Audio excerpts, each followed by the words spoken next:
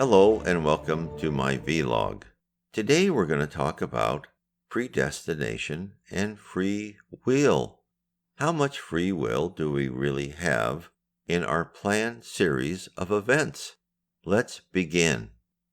So why is Spiritism important to us? Out of the numerous doctrines and religions, why is this special? Because it explains the entire reason for our life. Not just that we are here on earth to perform good deeds, to be true and honest individuals.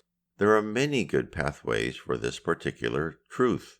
What we are given is the why for each one of us. The answer for each person alive on earth and in spirit around the earth is different. Not different in our common goal of becoming better in the drive to attain the position of a pure spirit, but in the focus given to our individual plight in our relationship with the spirit world. Different in the meaning and sequence of daily events, why we were born of certain parents, why we have the friends that we do, why we have the job that either we love or we're stuck with. Every detail has a reason. The quest for these answers is why Spiritism is vitally relevant to you. One of the most significant set of inquiries concerns the matter of your personal destiny. The discussion of the plan for your life on earth is scattered throughout Kardec's books and in psychograph books by mediums such as Francisco C. Xavier. In Allan Kardec's The Gospel According to Spiritism, the starting point for understanding your trials is in this paragraph. Christ said, "Blessed are the afflicted, for they shall be comforted." But how can we bless suffering if we don't know why we suffer? Spiritism shows that the cause lies in previous existences and in the destiny of earth, where humans expiate their past.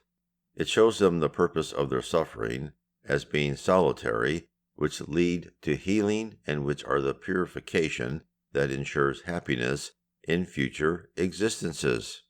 Humans understand that they deserve to suffer, and they find suffering to be just.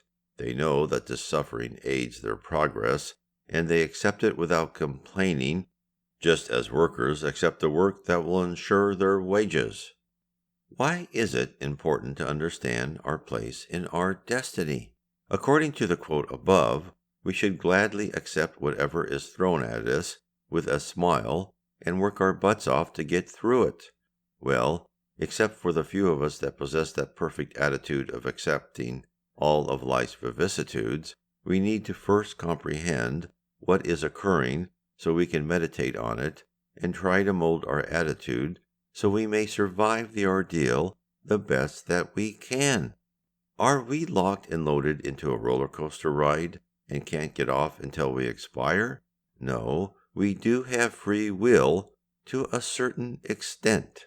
For most of us, the majority of events in our life is pre-planned, as if the earth was a college and God determined exactly what courses we needed in order to improve. This is the part we all dread. We must acquire the experiences allotted to us to ensure that we never repeat what we have done wrong in the past. You will pay for your transgressions in past lives. There is no escaping that fact. So here is the difficult and complex portion of your life. How do you combine the expiation of your wrongs with making free will choices and doing what you desire in your life? In the book Missionaries of the Light, psychographed by Francisco C. Xavier, where Andre Luis, the spirit author of the book, is discussing the imminent birth of a spirit, Segismundo, who will undergo trials for his past wrongs. Andre asked about the plan for the spirit's life. Alexandre, Andre's teacher at the moment, replies, "Notice that I have said benefit and not destiny. Many people confuse a constructive plan with fatalism.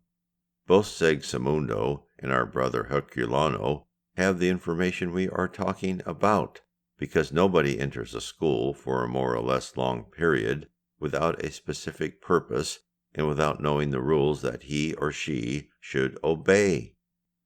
We are all assigned a curriculum, a course of study in the college campus that suits our needs for our present life.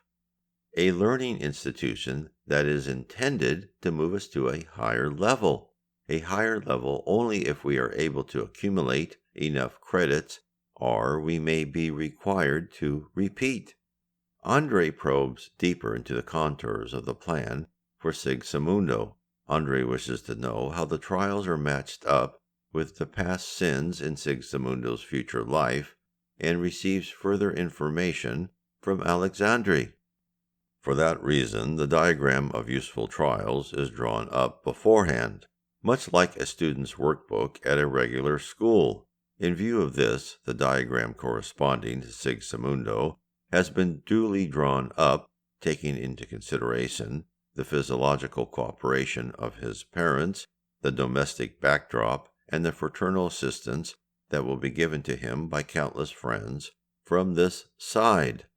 So imagine our friend returning to a school, Earth, and in doing so fulfilling a purpose to acquire new qualities. In order to do this, he will have to submit to the rules of the school, renouncing up to a point the great freedom he used to enjoy in our environment. Hearing this, Andre is confused. He believes Alexandre's description implies a fixed destiny, since a detailed plan is formulated and all external events seemingly factored into the plan. Alexandre corrects him. Don't fall into the error assumed by many people. That would imply an obligatory form of spiritual conduct. Of course, individuals are reborn with a relative independence and are sometimes subjected to certain harsher conditions for educational purposes. But such imperative never suppresses the free impulse of the soul in its aim towards advancement, stagnation, or fall into lower conditions. There is a plan of spirituality, edifying tasks to be fulfilled by spirits who reincarnate, where their guides set the approximate quota of eternal qualities that they are prone to acquire during their transitory existence.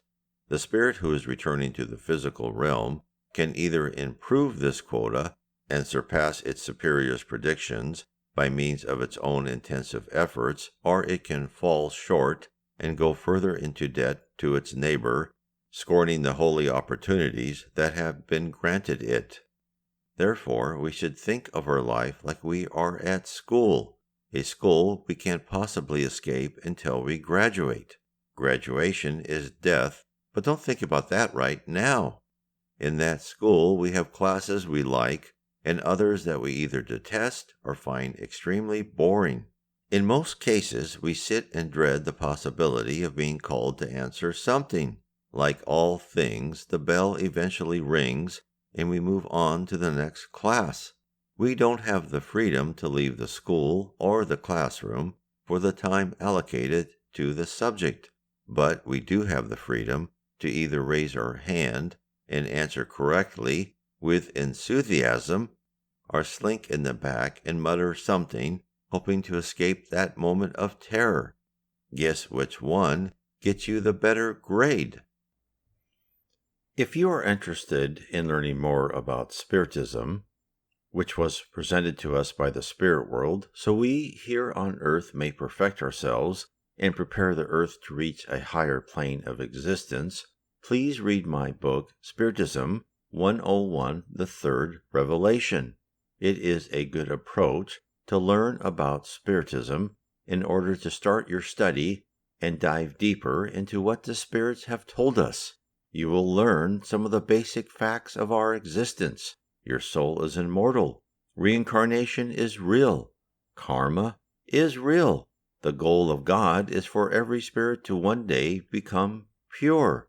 There are many levels of heaven, and heaven is a place where we have to work to go from one level to the next, and that life on earth is like a school. Learn this and more about Spiritism. God bless.